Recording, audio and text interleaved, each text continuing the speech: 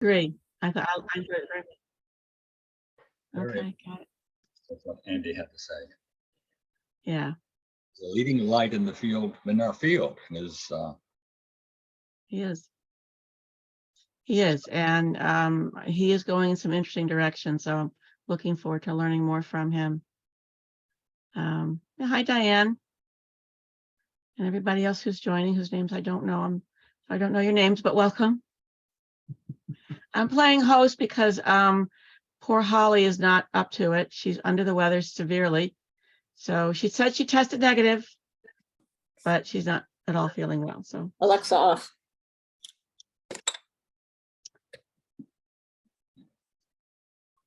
wait a couple of minutes.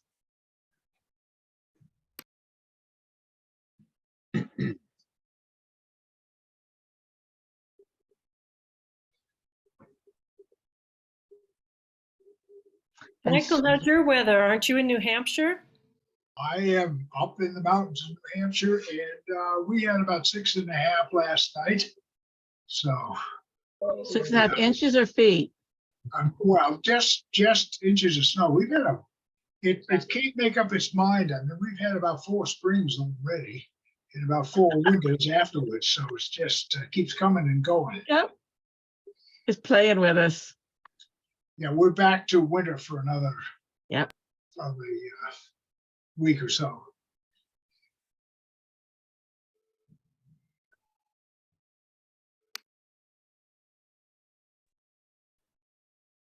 Welcome, everybody.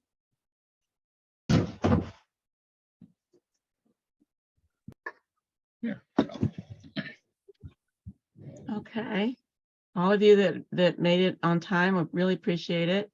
We're going to wait a couple more minutes for any other people who are trying to get here. Give them a chance, and then we'll get started.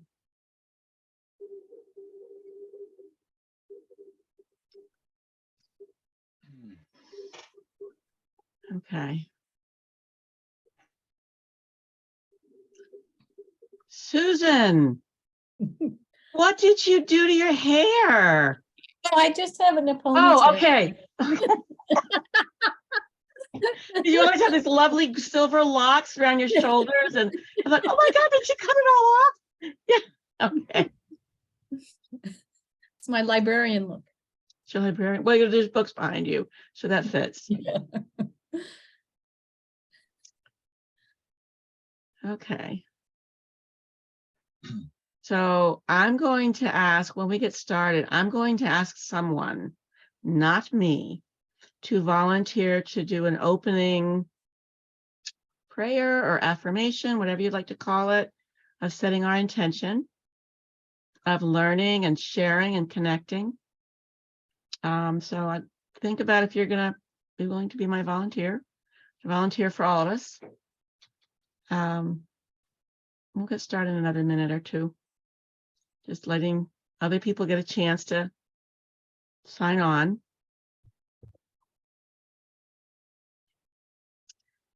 I don't see Greg, and I don't see Georgina.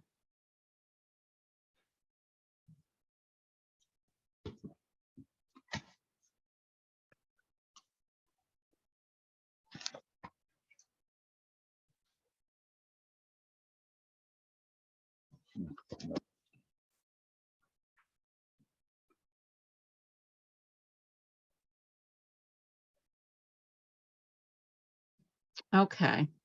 You know what? Out of respect for those of us that were here on time, more or less, let's get started. We're going to be starting a little slow so they can catch up. So do I have a volunteer, someone who would like to do an opening affirmation or prayer for us?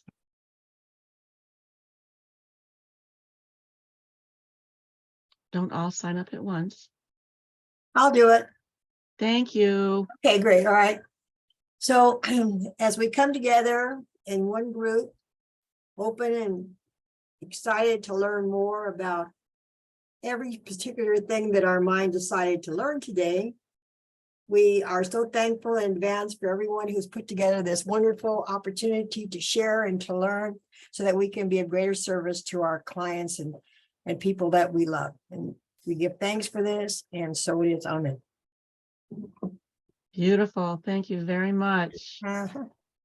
Okay, so this is going to be a panel discussion, a panel contribution, minus one of our contributors who is ill. Well, And we are going to do the best we can. It won't be the same without Holly, but you know what? We'll do the best we can. We are going to have three people present some opportunities, some offerings, some strategies, some suggestions of how you can add to your work as a practitioner. Each presenter will have about 15 minutes. And are we going to do questions after the whole thing or after each presenter? Val and Peter. Afterwards. After the whole thing. All right. So save your questions, write them down if you don't want to forget them. And when you ask a question, indicate which person your question refers to, if you would. I don't have the flyer in front of me, so I don't have the information that you're going to be talking about. You're going to have to introduce yourself and your topic, if you would, please. So who is going to go first, Val or Peter? Okay, if you would, Peter, please. Thank you. My name is Peter Wright. I'm a past life regression therapist, certified hypnotherapist in Santa Barbara, California. I've been doing this work for about 25 years. And today I'd like to talk about the magic mirror of truth. I have a rather unique metaphysical approach to hypnotherapy, and I've been truly surprised and pleased with the success that I've had in using this particular magic mirror of truth that I'll be describing today. My clients have been able to come to closure with some very complicated issues in just 1 2-hour session. Throughout using this protocol, we've been inspired by the loving and wise guidance that partners with us to lead this particular session. I'm going to be asking Paul, the IBRT webmaster, to post a link so that you can download a complete printed transcript of this presentation from the IBRT website. Plus, of course, the video of this gathering will be available on the website in the coming week. So now I'd like to set the stage before I talk about the magic mirror of truth. Several years ago, I was a participant at a workshop. There was another hypnotherapist present, also as a participant. We engaged in idle chatter before the workshop began. During one of the breaks, she shared with me on his cell phone part of a video of one of his client sessions. Now, his client was in hypnosis, and they had invited the client's Uncle Harold to join them for the session in the imagination of the client. Uncle Harold had passed on years before, but in the video, you could see a little photograph of Uncle Harold dancing right next to the client's face. There was no photograph of Uncle Harold actually in the session room, but Uncle Harold was present. Thank you very much. So this proved to me that everybody is available to us in the trance state. That means that if they are currently alive in physical body, we can invite them to join us through the client's imagination. Or if they've passed on, we can ask them to join us from the spirit realm. Or if it's someone who's played a key role in a past life, we can invite that past life personality to come forth so the client can speak her truth and then come to closure with them. Or we can ask the client's spirit guides or Archangel Michael or an ascended master or Jesus or God to be present as well.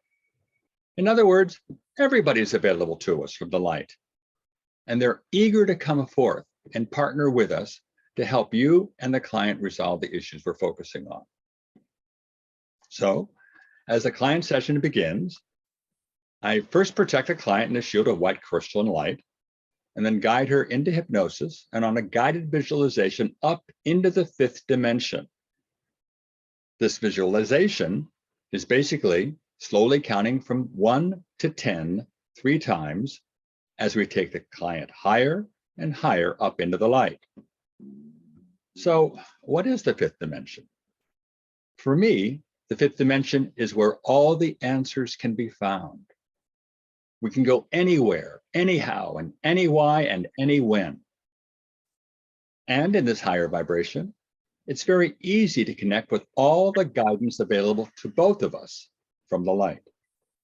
And I found that this guidance knows everything there is to know about the client from this life and past lives, and is eager to partner with us. So we arrive now, clients in hypnosis, up in the 5th dimension, and I asked the client, what does this place look like, or feel like, or seem like to you? What are you aware of up here in the light? First thought. I should say that during the entire session, I'm taking down careful notes of what the client is saying and what I'm saying. My client and I then form an inner wisdom team of key players channeled by the client. This team can include the client's heart, higher self, Archangel Michael, and other key resources who we invite to join us from the light to assist us.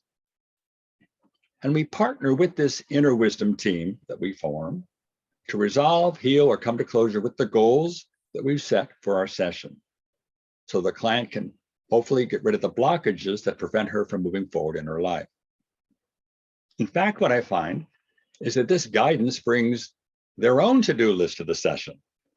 And their to-do list takes precedence over my client's list of goals because they know where we need to go first and are eager to take us there.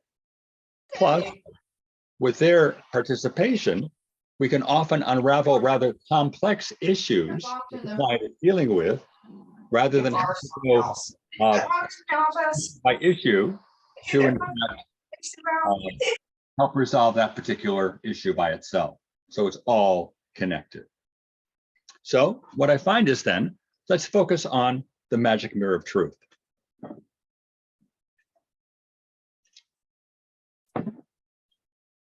I use this particular protocol with almost all my clients to help us resolve their key issues.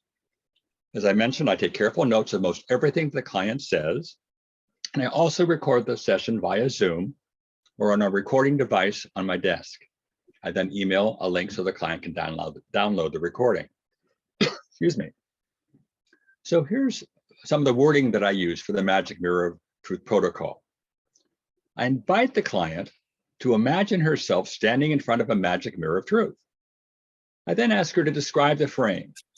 Is it made out of wood, metal, or glass, or something else? Any frame is fine, but it serves as a focus for the client as they peer into this magic mirror of truth. So I say, as you easily look into the mirror, I want you to note your own reflected energy or body. Describe whatever shows up, whatever you see, sense, or feel, or hear in that mirror. Ideally, it should be my client as she is today, with a big smile on her face. That rarely happens. Excuse me. Instead, it could be the client as a child, or as a teenager, or it could be the client's inner child, or a past life personality, or a spirit guide, or a positive emotion of the client. Or the image could be an earthbound spirit or ghost, or negative energy, or simply colors moving across the mirror, or nothing else at all. Excuse me, recovering from a cold here. But whatever shows up, I draw a picture of it in my notes and write down the words my client uses to describe this image. From my perspective, excuse me, from my perspective, the energetic image in the magic mirror is a metaphor of where we need to go to begin our session. And towards the end of the session, we may return to the magic mirror of truth, whereupon the client often sees a reflected image of herself smiling as she is today, free of anything that looks out of place. That's our hope. So here's how I work with whatever shows up in the mirror. My goal was to find out what kind of energy has come forth in the mirror and how it's affecting my client. In other words, I wanted to determine, are you a good witch or a bad witch? And how are you helping or hindering my client? So I asked the energy to come forth through my client's voice and announce its presence with words like, I'm here. The client then responds as the energy and says, I'm here. Then ask the energy, are you a part of Mary or something else? Truth and nothing but the truth. There are three possible answers. The first could be, I'm a part of Mary.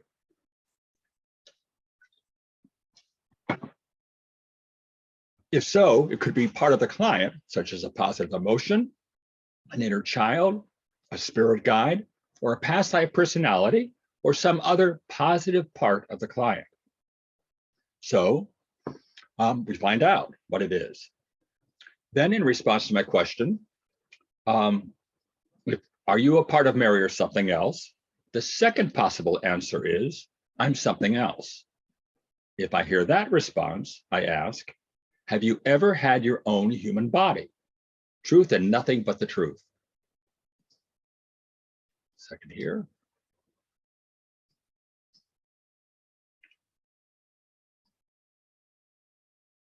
And if yes, the intruder could be an earthbound spirit, in other words, a ghost. Or if the answer is no, then the energy perhaps has never had its own human body, and therefore this intruder could be negative energy that is here to stop the client from moving forward on her own soul's journey. Or it could be a negative extraterrestrial. I'm assuming that many of you have some background in working with earthbound spirits and negative entities. But if you want more information on how to deal with these earthbound spirits or negative entities, I invite you to go to the IBRT website and watch 2 presentations by our board member, Greg McHugh. Greg is an expert when it comes to releasing these kinds of intruders from your clients. So this is how I set up the Magic Mirror of Truth. And now I'd like to share with you some client stories from my files to give you a sense of how it really works. First client, let's call her Janet. She's 66 years old, and Janet's goals included to release feelings of sadness and anger towards her ex-husband who treated her poorly, to get unstuck, discover new motivation and purpose and joy in her life, and to clear the pathway to finding true and long-lasting love. So up in the light, in the 5th dimension, we met with her heart, and her heart told us, I asked her heart, how do you support Janet? I keep Janet alive. I give her hope and I protect her. We met with her higher self, who told us, I watch over Janet. I protect her and encourage her. And then I took Janet to meet, we formed an inner wisdom team and then went to the Magic Mirror of Truth. As she looked into the mirror, she saw a silhouette. It was like a dark shadow in the mirror. And on either side of the shadow was white light. So I invited that shadow energy to come forth through Janet as if he were channeling it with words like, I'm here. I'm here, it said. How do you affect Janet? I protect Janet. I prevent her from getting into trouble or from getting hurt. I hold her back and don't let her take risks, said the energy. Who hired you? I asked the shadow. And the shadow responded, Janet hired me. When? When she got married to her abusive ex-husband. So how old is she now, from your perspective, shadow energy? 20 years old, said the shadow. I asked Janet if she felt the need for this continued protection, since she is now 66 years old. And Janet said no. I then asked her if she could use this energy in a more positive way to help her move forward. And she said, absolutely. So rather than have this energy holding her back, preventing her from taking risks, I asked her how she would like to best use that energy. And she's told me that she wanted it to help her move forward in her life, to motivate Janet and help her move forward in her life, to help her be more playful, see what's ahead, and be a magnet to help her find true and long-lasting love. Next, I asked Janet's abusive ex-husband to join us in the imagination of the client. And I encouraged a dialogue back and forth, heart to heart, where she spoke her truth to her ex-husband and shared his responses with me. It soon became clear that Janet's ex-husband was not going to take responsibility for his abusive actions during their marriage. So I asked her ex-husband's higher self to join us with words like, "I'm here." So Janet started channeling her ex-husband's higher self. That higher self came forth and apologized to Janet for the way her ex had treated her. His higher self went on to say that her ex-husband would have to learn the lesson of his abusive actions later in this life or an upcoming lifetime. What goes around comes around. This is part of his soul's journey, we were told. But Janet was now free to release all that sadness and anger and move on. I then helped Janet release the frozen blocks of anger and sadness towards her ex-husband, helping her to come to closure with him. Then we returned to the magic mirror of truth a second time. This time, Janet reported seeing a female figure with a big disco ball hanging above her. That reflected energy of the female looked like Janet as she is today, a bright, shining, sparkly, and playful being. We invited that female energy to come forth with words like, "I'm here." And through Janet, it said to us, "I'm Janet, and I am now free to be me," with 3 exclamation points after that. And then her higher self and heart joined us and said to Janet, "You can now find your purpose, your sense of self and love. You can do this, and we will be there to support you." In our follow-up session a week later, my client reported to me that she's no longer had negative, repetitive thoughts about her ex-husband. "I'm now back on the path," she told me. I'd like to share a second client story with you to give you a sense of other ways that this magic mirror of truth can be helpful. Excuse me. Let's call her Alice. Her goal was to release the guilt and anxiety caused by volunteering to be the caretaker for those dealing with illness in her family and in her life. As she looked into the magic mirror of truth, Alice described seeing a slouching, drooping, bent forward image. Excuse me. She realized it was defeated, depressed, exhausted, and tired of trying so hard. I asked the image if it was part of Alice or something else, and it said it was part of the client. I asked her, how did this energy affect Alice? I hold her up. I push her forward, it said. So we turned to her higher self and heart from her inner wisdom team to advise us. They took us back into a scene from earlier in the client's present life. Her older sister had been hospitalized with Crohn's disease, and Alice took on too much responsibility in her desire to make her sister well. I invited the higher self of the ill older sister to join us with words like, I'm here. And her sister's higher self told us that it wasn't Alice's job to take care of her because my client was too young at that time. Rather, it was part of the soul's journey of her older sister to experience this disease. So Alice's heart and higher self came forth and told my client to release her guilt and anxiety caused by taking on these caretaking responsibilities. This led us into other memories in Alice's current life, where she took on the caretaking responsibilities for the illnesses of other people she knew. Again, Alice was told to release that guilt. It was not her role other than to be supportive of what that sick person was going through. So, with the help of our inner wisdom team, we released the guilt that was being held in Alice's heart. Next, my client's higher self suggested some steps for Alice to follow. And they were pause, observe, and determine what is really needed instead of jumping in to fix the situation.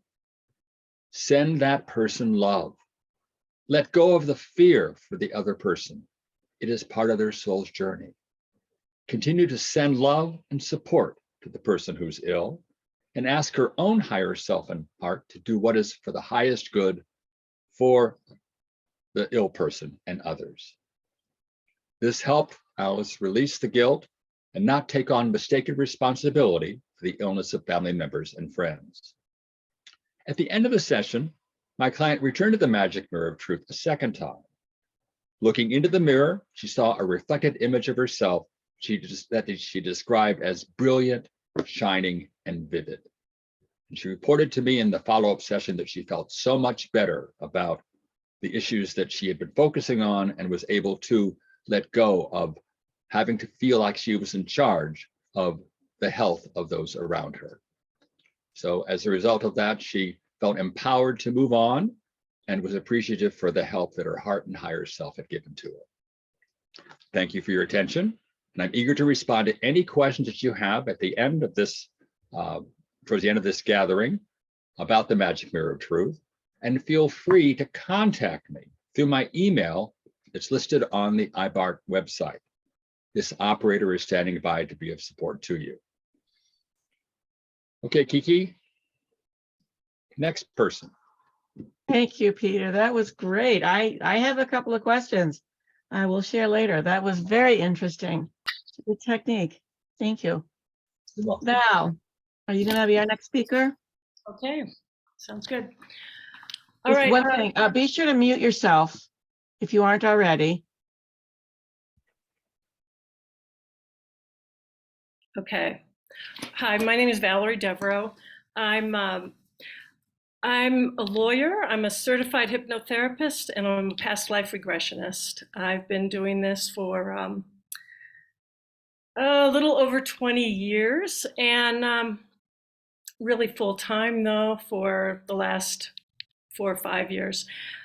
This is a technique that I was told about during a channeling session.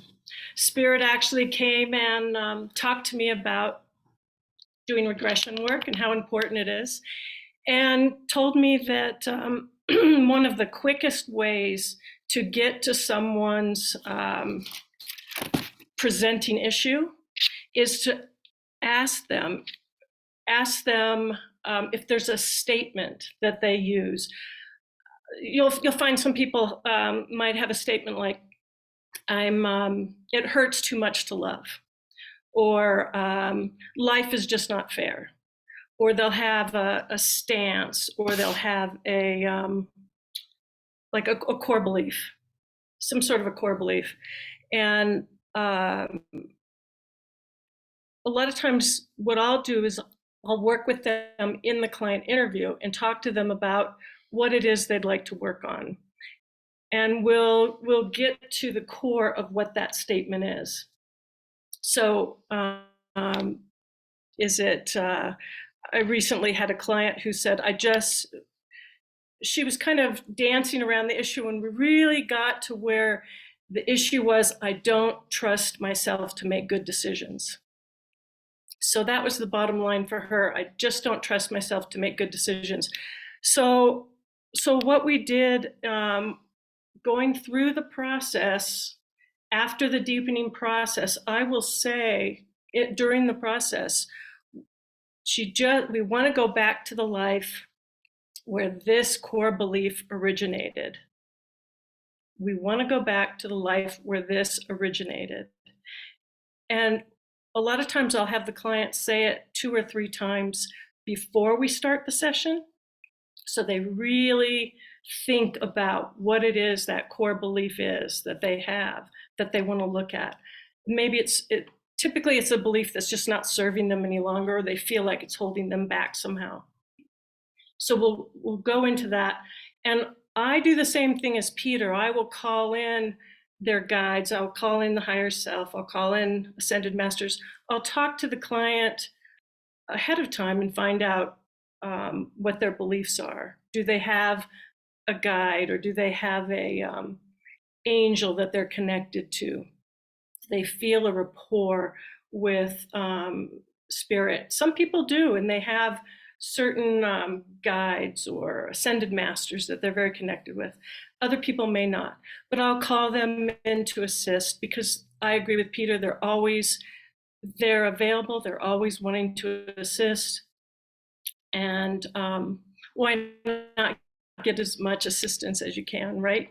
So this one client who really felt that she could not make good decisions, when we went back to the life where that originated, it was the stock market crash of 1929.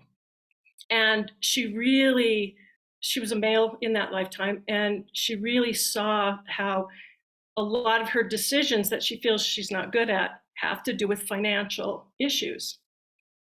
So it was something that we were able to work through.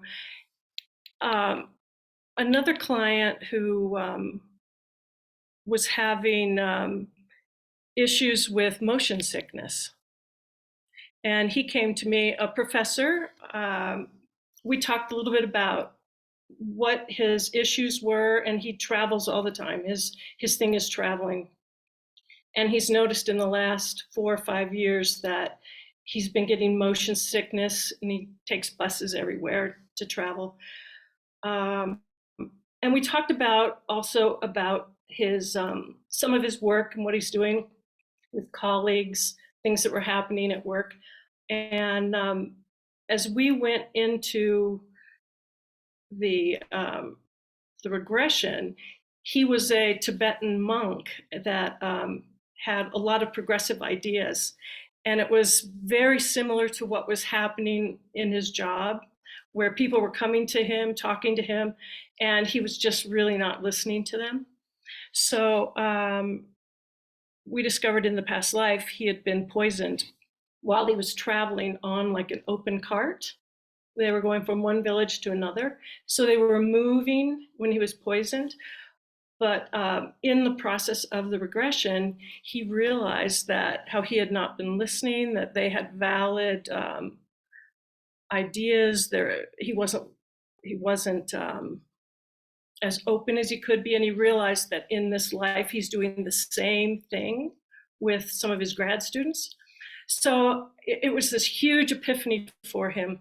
But what happened is, by asking to be taken back to where that originated, we went right to that life. And over the past year now, he's done, I think, 6 or 7 trips, no motion sickness at all. So that was really amazing for me, that it was a physical symptom like that he was able to work through, really by looking at where does this originate and what does this mean for me? What are my core beliefs around this? So really it was the poisoning, yes, but it was also his core beliefs, if not, that he knew better. Basically, he knew better. And it just made a huge, huge change in his life. I have so many stories like that, but I just think that for me, it's been really a really important piece when I work with people who want to make changes in their life by using past life regression, to be able to go back to where does that belief originate. One more story. I know a woman who is a speaker, and she said she really wants to speak with integrity, but she has fear at times that maybe it won't come across as having integrity, or there's this fear of being on stage, of not having integrity.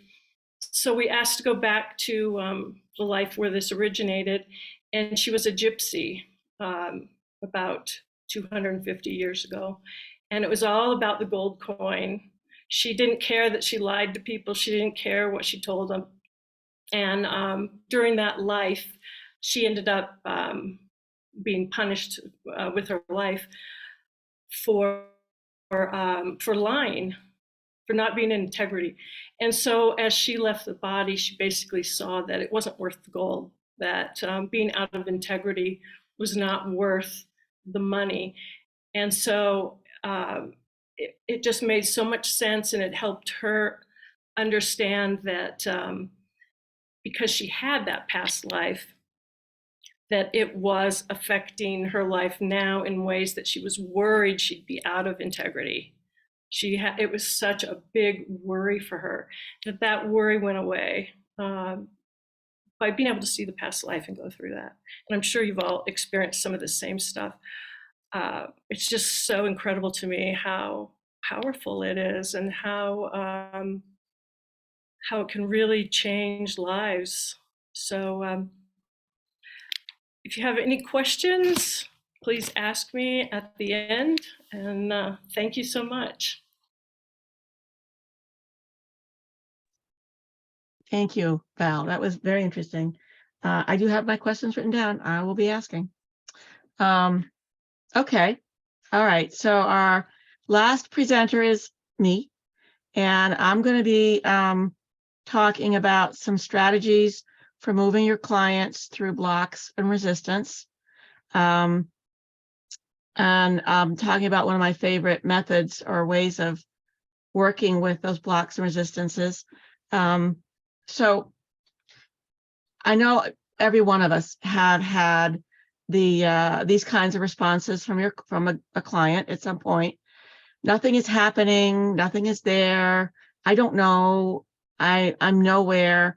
I think I'm stuck. It's all black.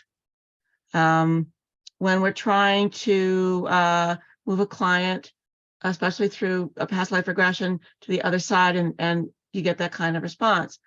We've all heard them.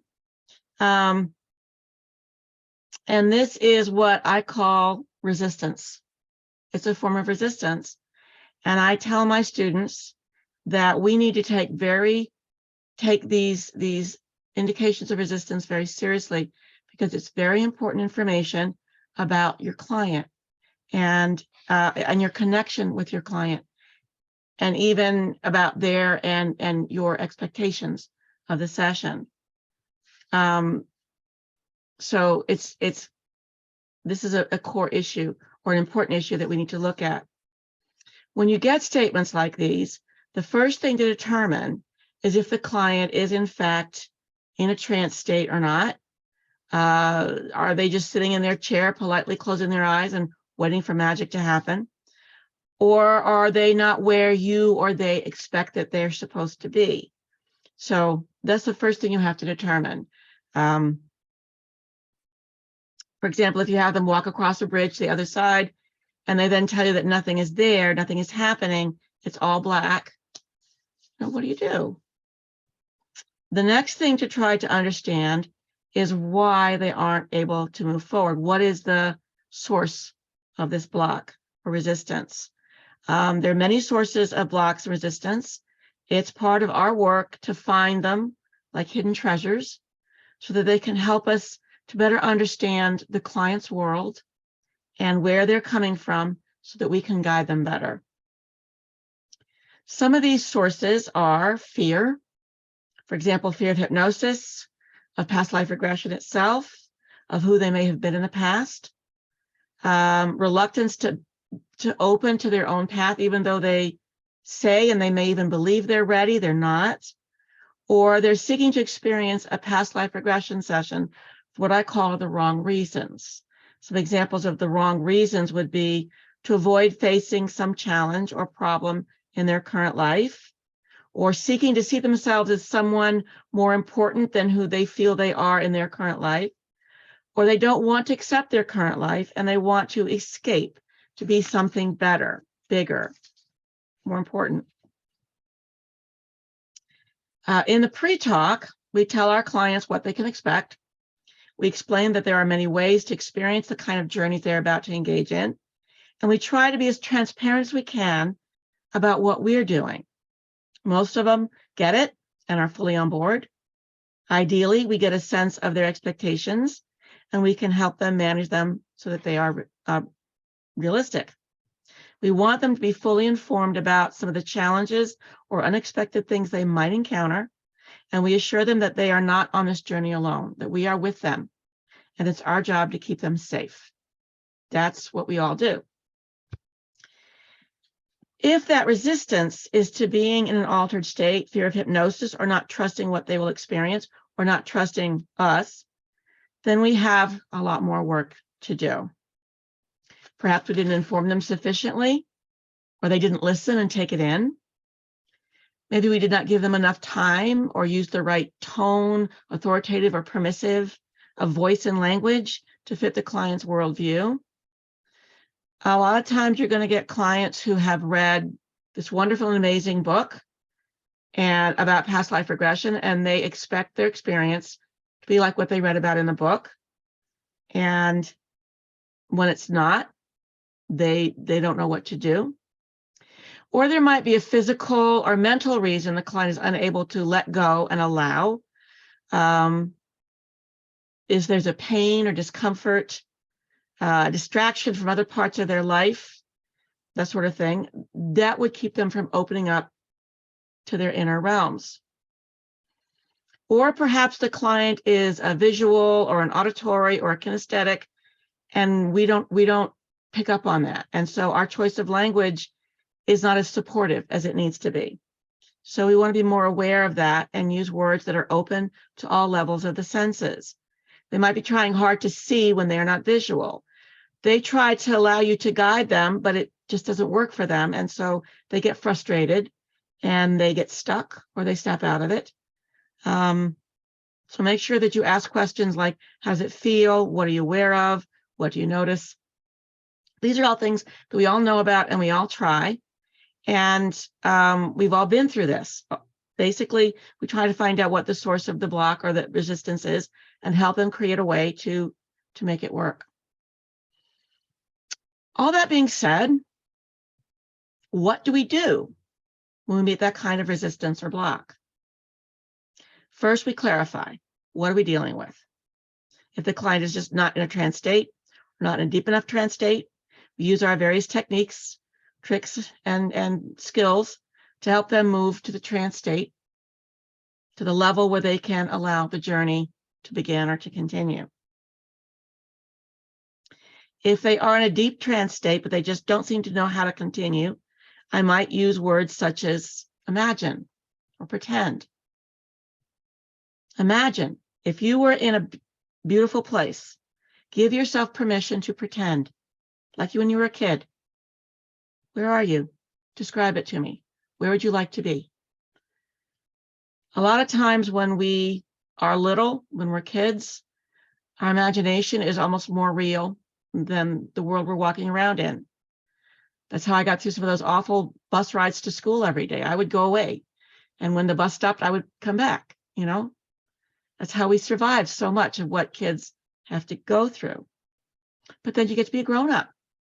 And grown-ups don't get lost in their imagination. Grown-ups are supposed to be logical and realistic and pay their bills and be grown-ups. And we forget how to imagine. We forget, or we no longer give ourselves permission to pretend. So I will say, give yourself permission. Imagine. Imagine or pretend you're in a park or a forest or some lovely place, and you can tell me where you are and tell me about what's going on. Use language and imagery to continue and draw out that journey. And very often, it will take on a life of its own. And you will be aware of that shift or that transition, and then they've begun the journey. And then you continue on the journey into the past life regression. Imagine you're walking down a path. Tell me what you experienced on that path. What is beneath your feet? What kind of path is it? What can you hear? What does it feel like to move along this path? What are you aware of? What's around you? What kind of environment do you find yourself in? Draw the details and engage them with all aspects of the experience. Allow it to evolve and take on a life of its own. Okay, we've done that. What if they say, I don't see anything? It's all black. There's nothing there. Even when you employ pretend, imagine, it doesn't work. I might ask, okay, it's all black, right? Is it the black of night, of being in a room without any light, maybe underground? Or are you without sight? Or is it the black of the void? If they answer with any of the first responses, it's part of their journey. You go with it. If they answer with, it's the black of the void, ask them to become very aware of how that feels. And if there was a recent time when they were not in the void, but maybe in a physical body, Did they just leave a physical body, or are they about to join one? If all else fails, you might ask to speak to their subconscious mind, their higher mind. Ask if there's a reason they're not being allowed to experience a past life journey at this time. Ask if there is something that can be done to change this. Is there work that we need to do? Sometimes a client may feel that what they want to do is a past life journey, but the higher mind does not agree. And as we all know, the higher mind is the one who's in charge. So it's better if they do other kinds of inner realm exploration and work, light work, energy work. The higher mind will explain that to you. The client will have their own reasons for this, and hopefully their higher mind will explain it to you so you can further discuss it with the client. There's all of these tricks and techniques are familiar to all of us. We've all used them. But having the awareness that there are several things you can do, it can be very helpful. One of the things that I always do with my past life or even age regression clients is I create safe place. Safe place is a place that is just for them. It is perfect for them. It is so lovely and beautiful and just right for them that they feel safe and protected, peaceful and calm and relaxed, just imagining that they're there. I ask them to describe safe place to me in the pre-talk while I'm just talking to them. I ask them, if you could imagine a place, it could be real, it could be imaginary, it could be someplace you've been, someplace you'd like to go. Where would that place be? Describe it to me. Help me paint that picture for you. And I write down their words. Every way that they describe it, I write their words because it's their world, it's their language. I might ask them questions like, what's the best time of year to be there? What is your favorite time of day to be there? What do you like best about this place? It could be indoors, it could be outdoors, whatever they want. What does it sound like? I try to engage all 5 senses into safe place because that helps them engage with it. So what does it sound like? What does it look like? What does it feel like? Can you reach out and touch it? Taste is a little challenging, but I do the best I can. And I make it as 3-dimensional for them as I can, so that when we're going through the process of moving into a deeper enough trance state to do the regression, and we're going into preparing to go into the past life, I put them in safe place. I ask them to go to their safe place, and I describe it just as they described it to me, and I use all their words, and I use deepenings to get when they're in there. I use deepenings in there, and I anchor it 3 times so that I have the trigger return to safe place, and instantly, automatically, they will be right back there. So that no matter what they're experiencing on the journey, no matter what is going on the journey, if they need me to get them out of it, if they need help, return to safe place, instantly, automatically, they're right back there. And it helps us keep it in balance and perspective. From safe place, we can prepare to approach our crossing over device. I also remind them that they have agreed to go on this journey with an open mind and an open heart. And while they're on this journey with me, they can speak with a normal and comfortable voice, and the sound of their own voice and even the effort of speaking takes them deeper and deeper into the journey and helps them focus with greater clarity on all the details. I also say this 3 times to really enforce the concept, to anchor it. Because sometimes when someone is in a good trance state, the effort of speaking, which is part of the conscious mind, draws them out of it. Or if they hear the sound of their own voice, that'll draw them out of it. So I sort of preempt that by saying, this is going to take you even deeper.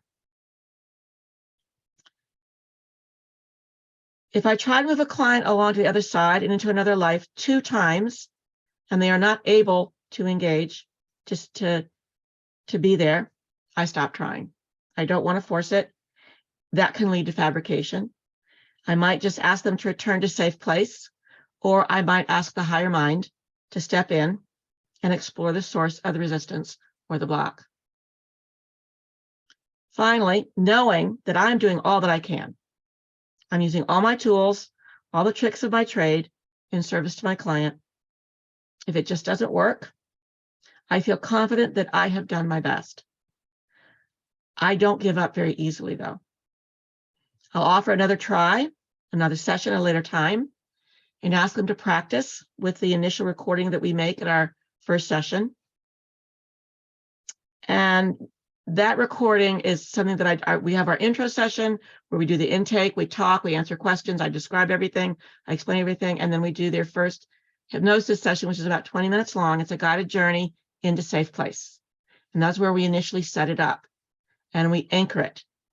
And I also give them the suggestion that the more they hear it, the deeper it goes, the stronger it will be. And the deeper you can go and the easier it is to go deeply into trance state every time they hear my voice. Every time you hear my voice, you're going to be more and more relaxed, more and more peaceful, more and more calm.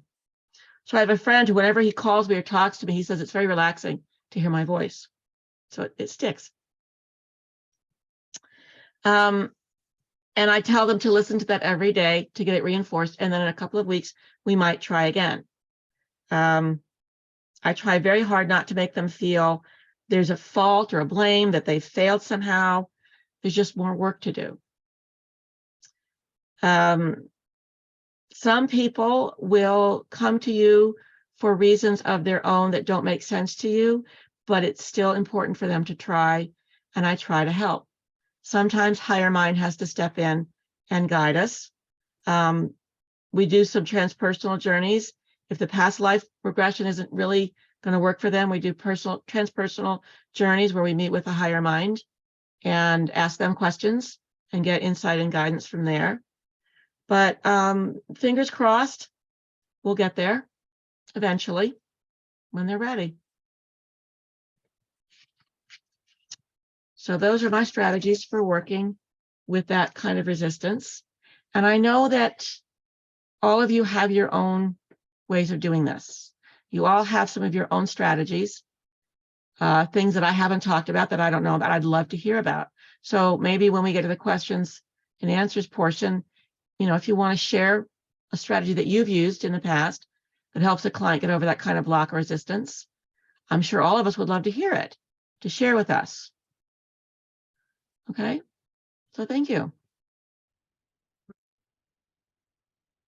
Hi, I'm Holly Holmes-Meredith, and I was unable to attend the gathering on the panel because I had a very bad cough and cold, and I'm recovering and wanting to add my 2 cents worth. So I'm going to record for you a little addendum to the gathering so that you'll have the information I wanted to share.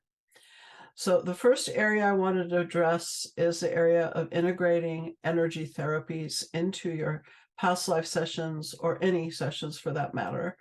And the 2 techniques that I use most often are readily available, readily learned by any practitioners.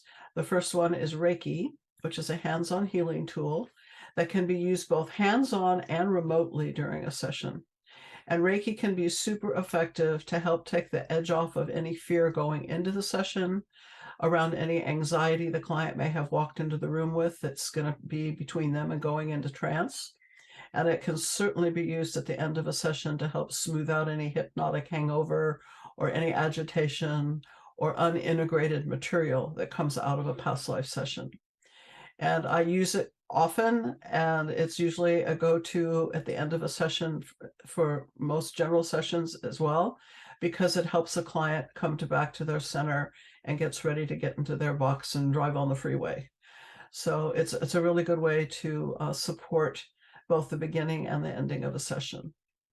And the other energy therapy that I highly recommend you consider learning and integrating into your work is emotional freedom technique, or EFT, which is the tapping technique.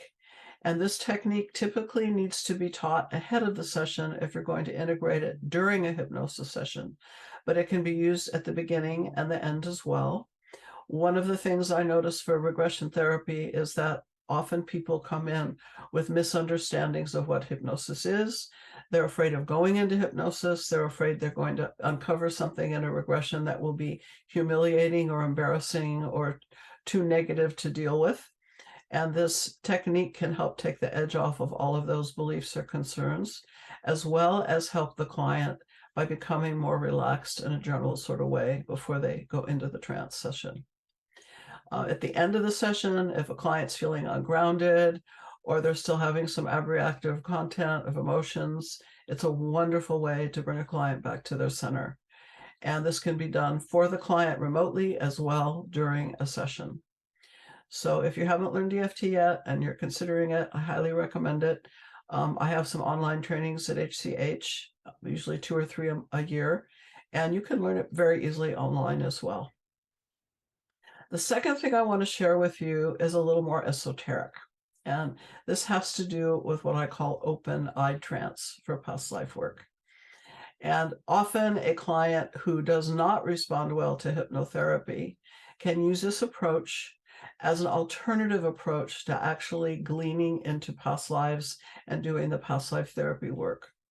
And this has to do with a modality called sand play therapy, or sometimes sand tray therapy, which is a Jungian form of art therapy where you work with little miniature images that are in a room with a box of sand.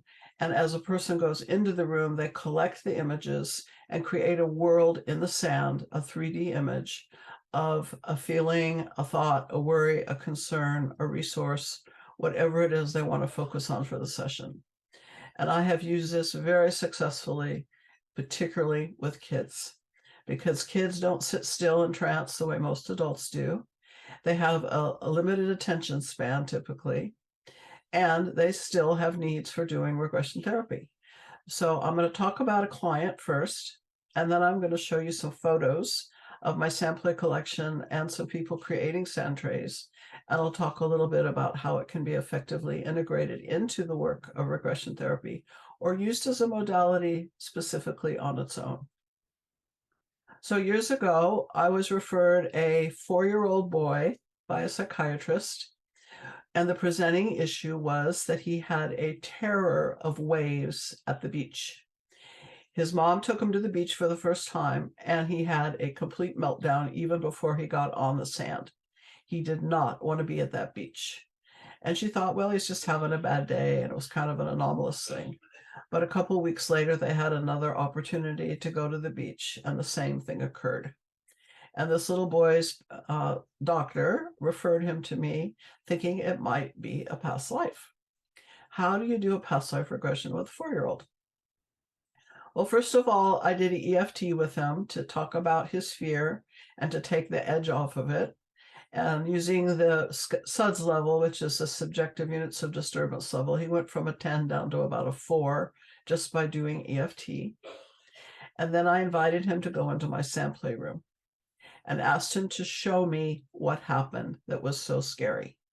And he created a scene in the sand that was a beach scene with water and waves and all kinds of sea life and a little boy that was on the sand shore. And then I said, show me what happened. And he took the image of the wave and inundated the child and buried the child in the sand. And then I said, oh my goodness, what happened next? And he pointed up to a top shelf in my sand play room where there were all my spiritual images. And one of them was an image of Jesus. And he asked me to bring that particular image down, which I did. And I said, well, what happened? He said, well, he came. And then what happened? He took me to a safe place. I said, oh, so you really were safe. He says, yeah, because he came to get me. And I communicated to him, well, he's safe now.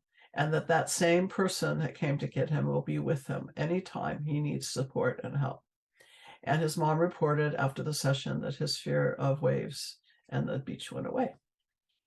So that's a very specific and focused example of it.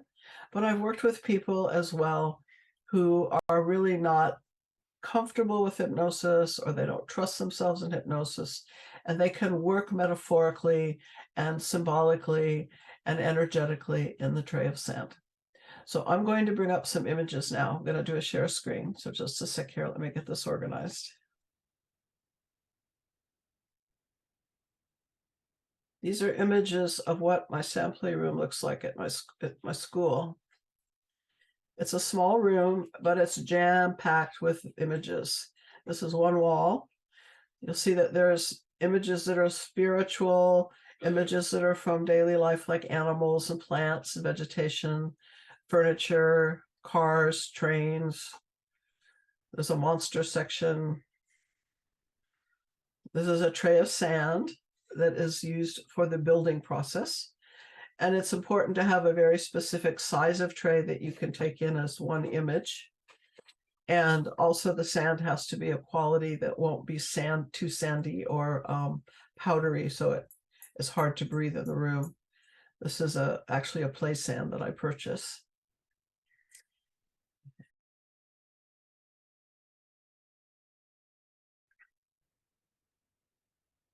Okay, this image is a woman who has a basket, who is moving through the sand play collection and picking up all of the items that she's most interested in working with.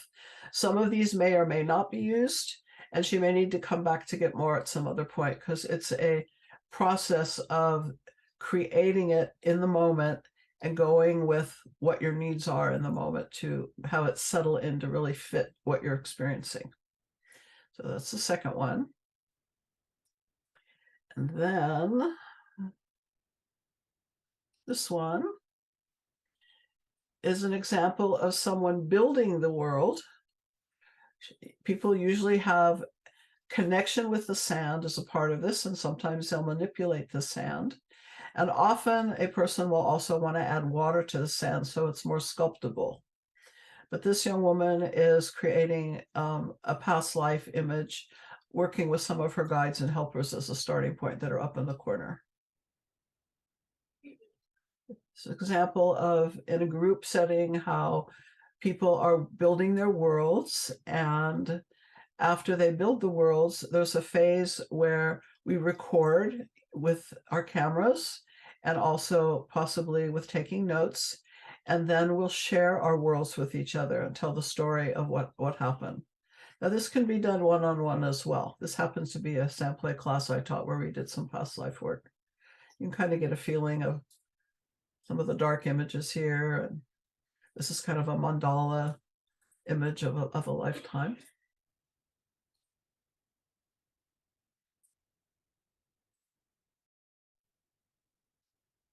And finally, this is an image of a woman who did a sand play that integrated her soul journey. It wasn't just a past life. It was looking at all the past life work she'd done and how she wanted to integrate it. And all of those stones represented a spiraling of her consciousness towards center, towards the true self, through all the different lifetimes. And then she had an angelic guide there that was part of her journey. That's what I wanted to share with you. I hope that you all got something from our gathering, and I look forward to seeing you at our next month. Take care. So everybody, come back, unmute if you want to share. If you have any questions for either any of the three of us, and let's party. Be sure to say who you're addressing your question of the three of us so that we know who's going to answer.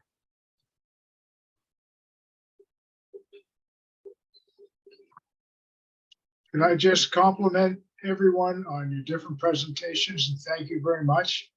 It is really interesting to see how each one of us comes up with something that's different. Now, in my own case, some of you may know or not know that I am almost senseless. In other words, I have no recall in 4.5 of the 5 senses. So I go about my whole life totally different than most everyone else.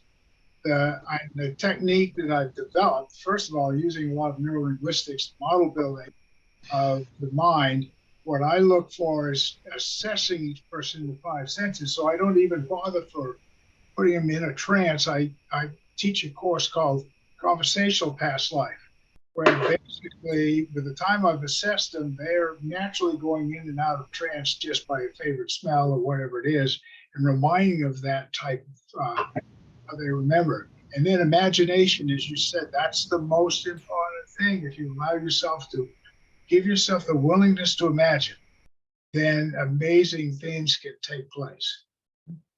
But anyways, thank you very much. No, thank you for that suggestion. Someone else over here on my screen anyway, raise their hand. Raise your hand again. Hi, it's Laura.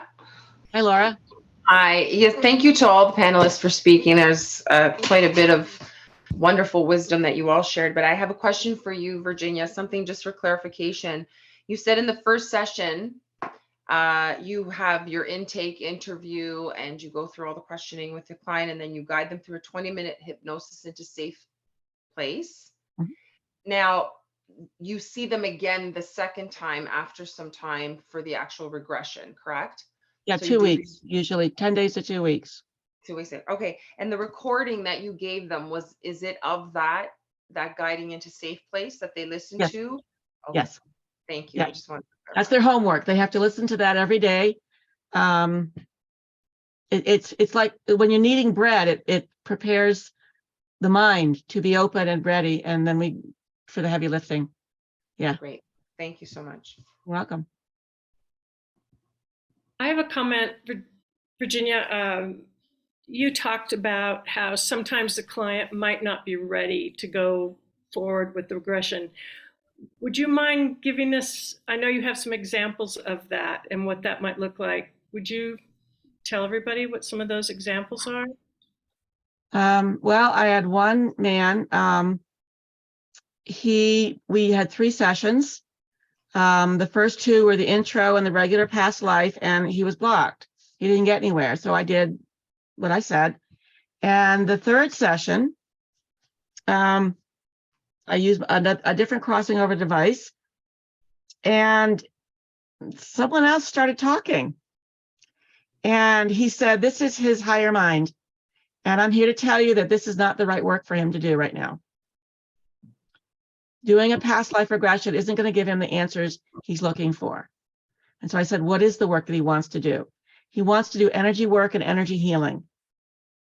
And I knew that that wasn't my forte at all. So I said, will he be able to find someone to do the kind of work, healing and energy work that he needs to do? And he said, he already knows who it is. Wow. So I said, bless you, thank you. And he was in a deep trance state. So he said that, yeah, I heard some of it. So I repeated everything because I'm writing it down madly. And I repeated verbatim what his higher mind said. And that was that. There's other clients who the past life, they're not able to attain it. And I ask them, I offer, to do other things. And one of the things that I've done is more of a transpersonal journey, which I'm thinking of one woman. She started the past life. She saw what the death was going to be, even though you prepare them. It was going to be very violent and very bloody. It was an accident. And she took herself out of it. She said, I can't do it. Opened her eyes, took herself out of trance and said, no, I can't do it. And all right, we talked about it, but she still was having some difficulty. So I didn't want to try a past life again. So it's a session that I learned, a transpersonal journey that I learned from another practitioner, where you do energy healing with archetypes. And that's a whole other thing that would take me a long time to explain how to do it. But it's another technique, and it's working with archetypes that tell you where you need to heal, what you need to do to heal, and then they help you heal. So that would be another thing that I would do with someone. I've had 2 people that I've done that with since I've learned how to do it 4 years ago. So there's different ways. Another one is where you can create a sacred place and invite your guides and anyone else who can help you to join you in this sacred place. One of them is building a bonfire and then having these companions and helpers join you at the bonfire, and you just hang out and chill and talk, and they tell you what you need to know. So there's different ways of doing it.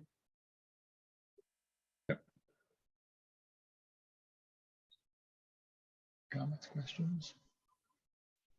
Things to share. What are some of your strategies?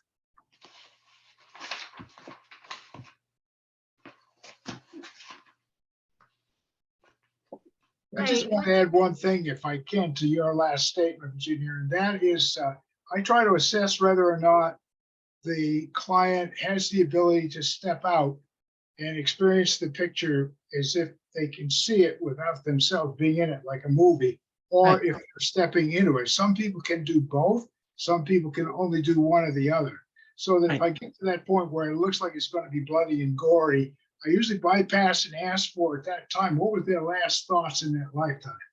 Yeah, I do that too. Yep, that's what you need to do to help them associate that life with what they're dealing with today.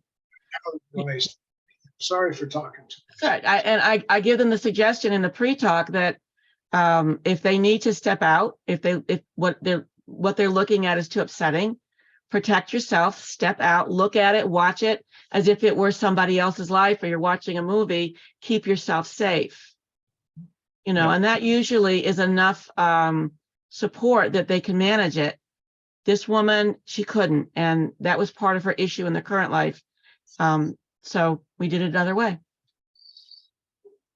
Yeah, you were going to say something. I usually Yep. take them back to a happy time in that life where that wasn't there and have them reconnect with that, and sometimes even bring that memory forward so that they can see, you know, the difference, resolve the other. Yeah. Yep. Someone over here had something to say? Virginia? Yeah. Just two little things. One is if you could please kindly introduce yourself to us, let us know a little bit about your journey. I'm sorry. I'm Virginia Waldron. I've been doing past life regression since the year 2000, and I've been part of IBRT since 2002. And I love this group. I love this community. It's wonderful. Sorry, I didn't do that before. And another question for you is like, Yeah. what is your interpretation and the group interpretation of clients that come from hypnosis and go straight to past life regression? I have had clients that went straight to one. I myself went straight to two. Literally, I moved from one life to another with a classmate. So I was wondering, what is your perception about that? What do you understand of it? So when a client's coming to you for general hypnosis, like smoking or weight, and they just pop into a past life. Easy. I have had that happen. I have had that happen. The first thing I do is I take them into safe place, because unless I've discussed with them what past life regression is, you don't know if they believe in it, if it would be offensive, if they're cool with it. So I take them into safe place and I talk to them and I tell them, okay, that was interesting. So that sounds like it was a previous life. What do you think? And I had one woman do that, and she talked quite a bit about being Catholic. So when she went, and she was just seeing me for weight management, and I took her into a trance state because her statement was, it's not safe to go to sleep. And that's, she would eat to keep herself awake, and she was like over 100 pounds overweight. So I took her, go to the very first time you experience that it's not safe to sleep, thinking, but keeping my big mouth shut, that maybe something happened when she was a little girl in bed, right? And she was quiet for a minute and she goes, oh, my body is so big. Oh my God, I'm a man. And I went, oh, okay, return to safe place. We need to talk about this. Because she had talked often about being a good Catholic person, I didn't know how she would feel about a past life, and if it offends them or infringes on their personal spiritual beliefs, you don't do it, right? So I asked her, well, what do you want to do? And she said, I want to find out what happened to the guy. So we went back into it, and it was the core, or the source, as Val said, the core statement, it's not safe to go to sleep, because she went back to being a Scandinavian, a Viking in their village. And he was the chieftain, and it was his job to stand guard that night, and he went to sleep, and the village was attacked and everyone died. It's not safe to go to sleep. So after that, that's all she wanted to do. She didn't care about the weight. She just wanted to play past life journeys. So we had a lot of fun, but it happens, and you need to make sure that they're okay, their conscious mind is okay with it and can accept it. So always, always, your first and foremost job is to keep them safe and to know where they're coming from. So that's what I would do. Thank you, Virginia. Anybody else? Comments or strategies to share? Yeah, Carol. And then we'll talk to Tisha. Peter mentioned higher self, and you mentioned higher mind. I'm doing some research right now about different beliefs in different cultures, and I have found so many different definitions for those topics. So I wondered how you are referring to them, and anyone else who has any idea about it. Peter, you first. For me, the higher self is that part of you that is looking for the best part of you, who knows who is your best self. And from my perspective, it's connected to your soul.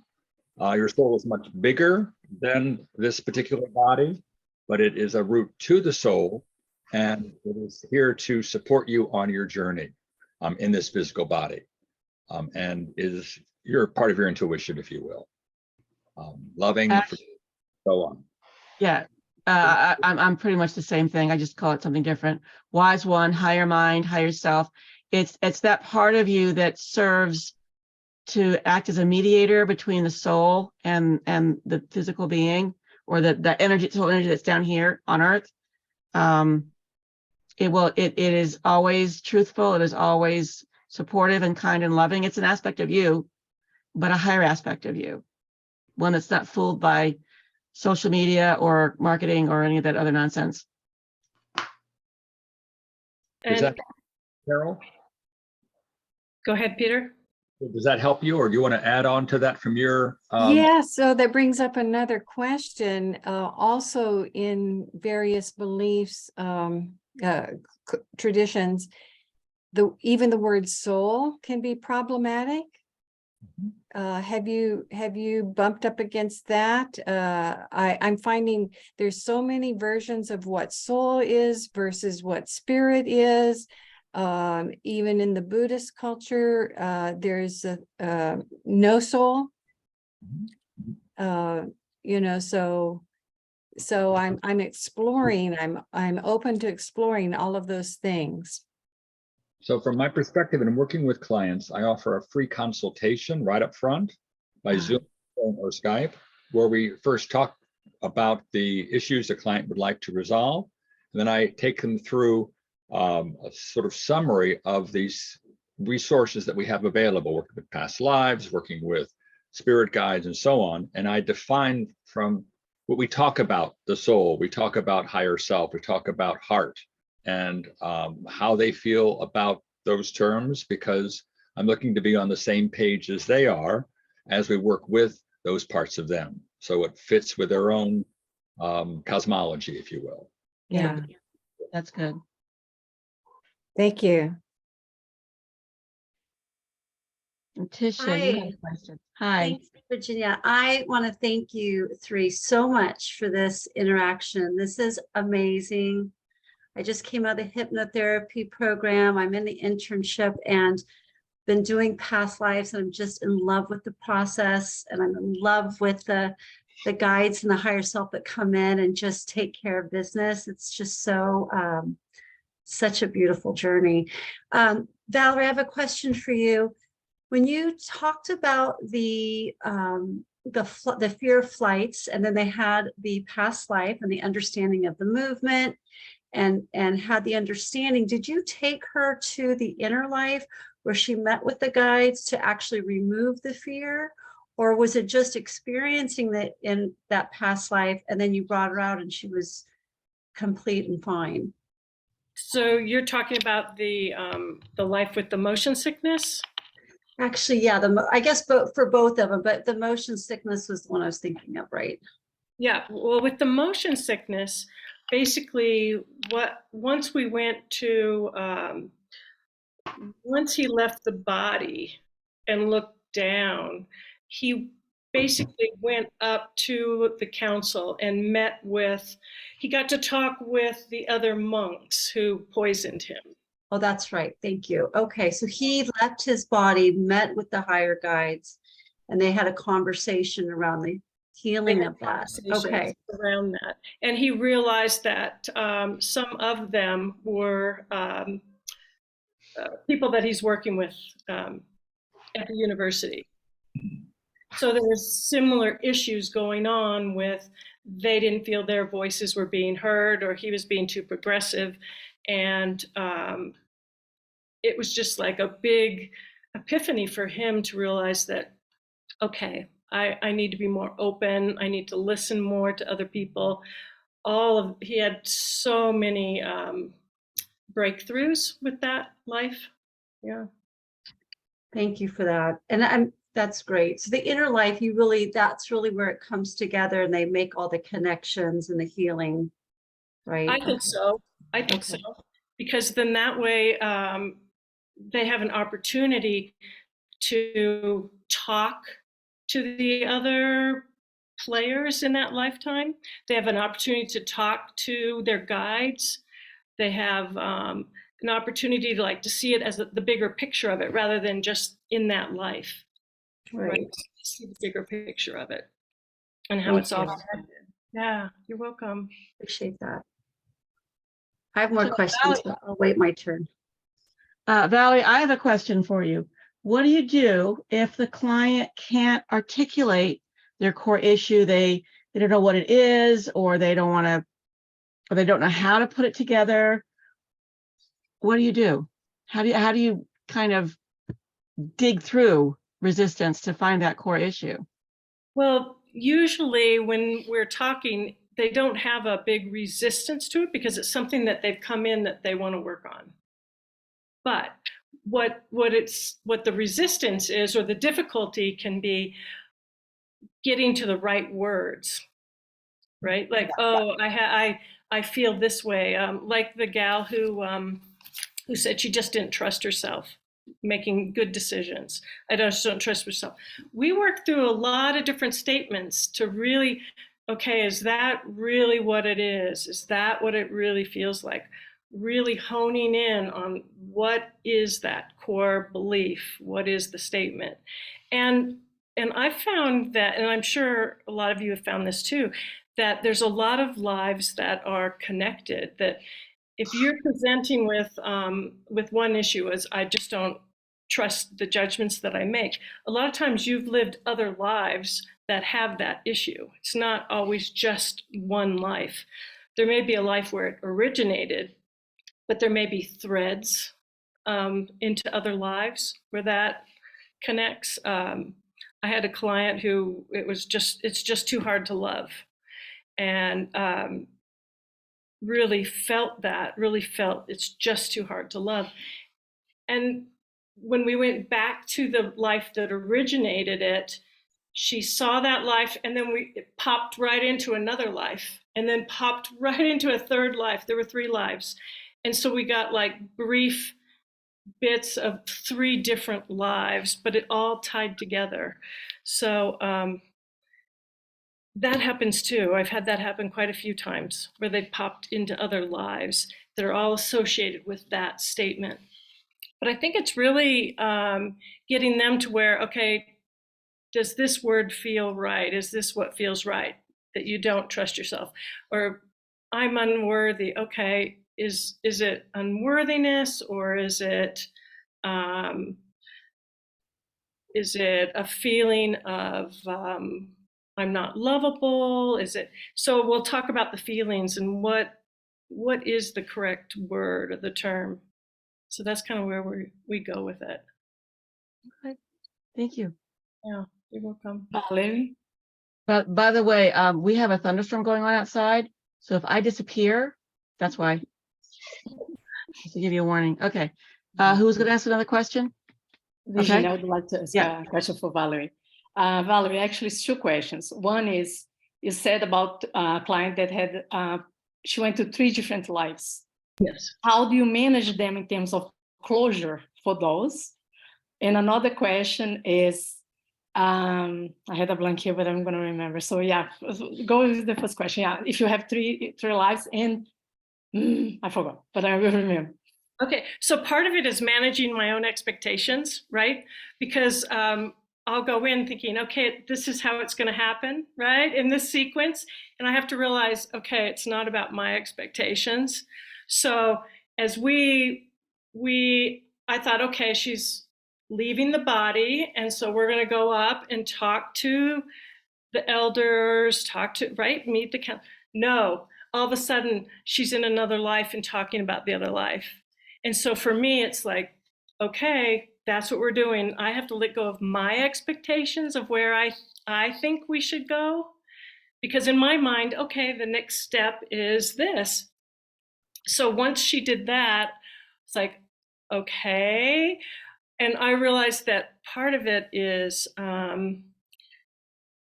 following your intuition with it and trusting it, really trusting it, and trusting that and okay, Carol, I'm going to say higher self, their higher self, their higher mind, their super consciousness, however you want to say it, knows what they need to see and what they need to experience. I don't know. I'm just like thinking I do. So it's for me to step away, really, and just go, okay, this is all perfect. It's happening perfect. Their higher self knows what they need to see. And then just allowing, okay, we're in another life. And so then what I'll try and do is see where it might be connected, if there is that connection or thread with the previous life. Fair enough. And Valerie, I remember now. Is there a moment that your intuition kick in, that you are having a client for hypnosis and you feel like they should have a past life? Did it happen to you anytime and you had like, that probably be something beyond this life? And how do you approach a client in a sense that came from hypnosis and suddenly you have this feeling? Have you had this feeling before? Say that again, a feeling of that past life would be their journey, not hypnosis per se. Do you know what I mean? Have you had the feeling that you have a few sessions with the client, the work is progressing, but you felt like probably past life would be better? Have you had any experience like that? Because I don't think many times the client comes, they don't even know what it is past life regression. Yeah. And at the same time, for instance, I just finished the course with Georgina a few months ago, and I'm still navigating to this transition between offering just hypnosis and offering past life regression. So how do you navigate on that with some clients that come just for hypnosis, or you don't navigate at all? You just do hypnosis and you start advertising past life regression, and then when the clients come for that, that's it. Well, and I think it's kind of like what Peter was talking about. He talks to them about all these different modalities. And sometimes a client will come to me and say, I really want a regression. This is what I want to do. And they already know that's what they want to do. And I'm sure Michael has had the same thing where they'll come in and say, this is what I want, a past life regression. But other times, you might say, like I did work with Peter Smith. Oh, okay, this is a whole nother way to go about it. Would you be interested in doing this? What do you think about this? And then, I let them decide really what they want to do, because, I feel like they're the one, right, setting the stage of what they want. I might say, gosh, I really think that it really sounds like a past life regression is what would be helpful for you, really work in this situation. But, sometimes they don't necessarily want a regression, or they do work like Peter's doing with the magic mirror and something like that, or it's an attachment. So I think part of it is knowing what some of the other modalities are and the techniques are besides past life regressions. So that way you can offer different things to them. I have to, if I can add to that a little bit, is that many times a client will come in with a laundry list of everything they want, and it's not really what they want. because there's something else there. And so I tell them, well, I believe that you're going to go to the right place in your soul for what it is that's coming to you. And I use past life techniques on many clients that don't even know it's a past life. It's storytelling. So I'll say, well, just imagine a story. It isn't really you, it's about something else, but knowing they have a block. So we'll address it in a way of looking at the blockage. So it isn't really them. And then we get all done the thing. I'll say, well, can you imagine how this might fit in your life and how you could use this positively to make changes? So anyways, I throw that out. And if I can I add one thing to Carol's? And that was in this search for belief. What the dickens is a soul anyways? And so you go back to the core of the whole essence of everything, as Casey would call the source, and I like the Star Wars definition. And so is there a collective unconsciousness or consciousness out there that is the master soul? And are we not all spawned from it? And do we not travel our journeys to gain? Because that all knowledge is there. And the Akashic knowledge is much more than the what they call the artificial intelligence now. It's AI, which is the Akashic intelligence. And so it's all there. But as we go through this whole route, each past life is a balance of our own experiences to gain, so that eventually we become absorbed in that of the old soul with our energy to keep that balance going. Well, anyways, that's that. So Leo, one other thought that I have is that you invite the client's higher self to come forth through the client, and then ask the question, are you in service to the light and love of the one infinite creator? Because the question there, if it's not the higher self, I cannot lie and say, I sure am. Then ask the higher self if this is an issue, if the client is there for a particular issue or issues, is the cause of this particular issue from this life or a past life? And if it's this life, great, will you take us back there now? If it's the past life, would you take us back there now? And then get out of the way. Yeah. Get out of the way. Amazing, Peter. Thank you. Anybody else have? We probably one more question. Yes. Kimberly. Thank you all for sharing your stories and your wisdom today. I very much appreciate it. I had a question kind of towards Peter. When you are creating your inner wisdom team, if someone's having a hard time finding any type of guides or like a vague sense of a higher self, but like you mentioned, maybe it's the heart, maybe, you know, maybe there's a like different parts. If someone can't really even find or create something, are there any techniques that you use to like help facilitate that beforehand? Like if, yeah. It's a good question. We start with the heart. We're now up in the fifth dimension where all possibilities exist. The vibration is higher, so most likely it's going to be easier for them to channel. And I invite them to just simply invite their heart to come forth and join them. How does your heart make itself known to you? You may see it, sense it, feel it, or know that it's there. Let them answer. Oh, I can feel it, I can sense it, I can pretend it's here. All right, so as you pretend that, you know, describe that energy to me, and then if that energy could speak, what would it say? Just invite it to come forth through you with words like, I'm here. And inevitably, something will come through with, I'm here. Or if nothing comes through, I'll ask, is there any blockage that is preventing the heart or other guidance from coming through?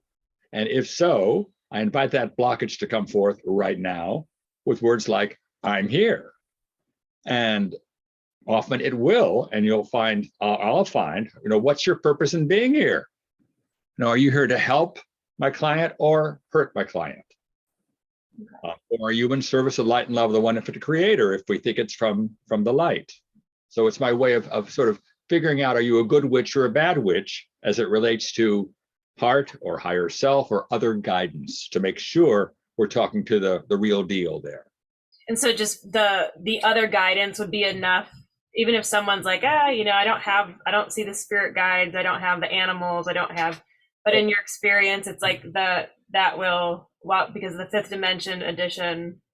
Yes, it helps to it. And we all have a heart. Yes.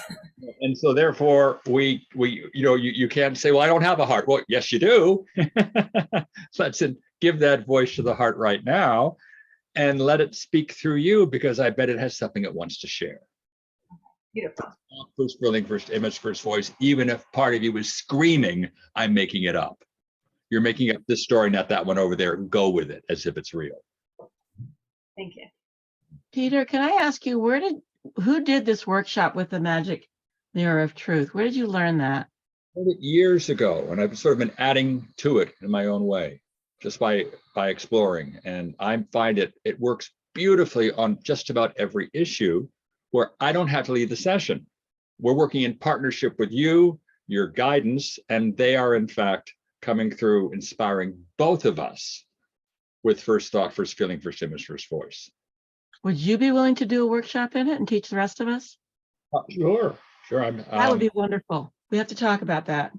And I did a workshop several months ago for IBRT, where we talked about magic mirror of truth and how to deal with karmic responsibilities, whether it's from this life or a past life. So you already did one with magic mirror of truth. But we can certainly focus in particular on the magic mirror of truth. But I just want to say that is posted on the IBRT website, and you can download my entire presentation with all the protocols for that. So just available by just hitting the download button beneath the workshop or the gatherings video of it. Okay. Also, Greg McHugh, when he does the work with attachment, he uses the mirror also. That's part of his protocol, is using the mirror. I don't believe he calls it magic mirror, but he uses the mirror, and you look into the mirror to see who's there and who's attached. So you can see some of his work too on IBRT. We've got some of his videos also.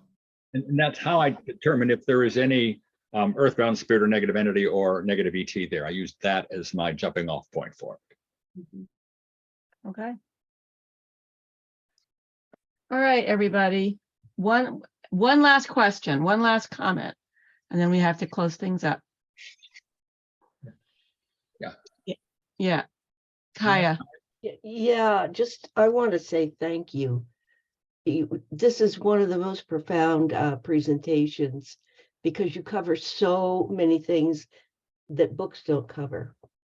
And I so appreciate it. It's helping me really take a look at some of the things that happen for me, such as, what do you mean you don't have a higher self? Well, I know my journey. I'm a certified clinical hypnotherapist, but I still, some of these techniques have not really worked for me, like higher self. Yes, I have experienced that before. Yes, very clearly experienced it. And then I went through a transition that I didn't completely get through. And all of that was not there in the same way. And some of what I'm hearing, I just want to thank you again for addressing so many different facets of this work. And the last question is there a recording of this? Yes, Holly is recording it. Okay. And it will be available with all the other videos on the website in due course. Oh, and I want to mention that Holly is also going to record her presentation. So she'll be recording that and attaching it to this recording. So if you get a chance, watch this recording so you can see Holly's presentation also. Yeah. Because there's she's got some wonderful information that we didn't even cover. Yes. Thank you. Thank you. Be worth it. Thank you. Peter, did you want to say something? Thank you all for joining us. Oh my gosh, for us too. All right, so I'm going to do a closing prayer affirmation, and then we can all bid farewell until next month when we have other exciting things. Maybe I should do announcements. I didn't do announcements. I didn't do announcements. Okay, so our next gathering is March 15th, same time. And Elaine Hodges is going to talk about inner realms. And if you want to know more about that is, you got to wait for the newsletter to come out. So there, be sure to read it. We have a book club meeting on May 20th. It's going to be a Saturday, and it's going to be set up so that our international members can easily attend and participate. And Georgina Cannon is going to present her latest book, which isn't even off the presses yet. It will be in early March. So we will have just barely enough time to get it and read it. So that's, oh, and there's a new membership available to students. I don't know how many of you here are students who are participating, but the IBRT is going to offer a brand new membership to anyone who is in training for this stuff. If you are training in one of the IBRT schools or programs, then it's made available to you a free student sponsor membership. So you can be same as an affiliate for as long as you are training, and it's free. When you are no longer training, you can become an affiliate and then eventually become a full certified member. So I think that's pretty cool. So you can get, even before you're finished your training, you can get a good taste. Valerie, what else did we talk about? Peter, any other announcements you can think of? That's it for the moment. And that applies, though, to the schools that are IBRT accredited. And there are, I think, currently 10 institutions that fall in that category. It's one of our schools or programs. We're going to open that door for you so you can participate. Sorry. And if there's anyone who would like to present or has ideas about a presentation, please let us know. I think you can contact Virginia, and give us your ideas, because we are definitely looking for other presenters for our gatherings and for our book clubs. Yes, absolutely. We're looking for more presenters. Now, someone just asked, will non-members be able to access these videos? Absolutely. You just go to the website and you go down. You'll see the links down below on the bottom of the page for videos or it's under gatherings. It's the last under gatherings, and you can watch any of the videos. They're all available. And if you are in training and you're not available to be a member until April, between now and April, you could be a free student member. There you go. Ta-da. Okay. All right. So I am so grateful that all of you came. This has been so cool. So I'm going to thank the universe, source, spirit, whatever label you want to put on it, for this amazing community, the wonderful hearts that are joined tonight that have so much to share and so much to take in and so much to give. And I'm so grateful. I want to share that gratitude. I hope that you take a molecule of wisdom back with you, and that you return at our next meeting and share your own wisdoms. And thank you so much for attending. And so it is. Make it so. I will see you guys next month. Thank you, thank you, thank you. Blessings upon yourselves. Make it a good evening. Thank you all. Good night. Bye. Hi, everyone.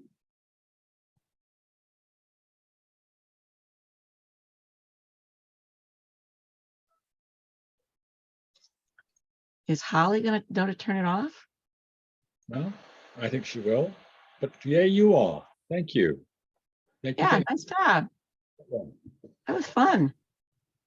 All right. All right. Bye. Bye. Yeah. Good night. Night. Night. Okay.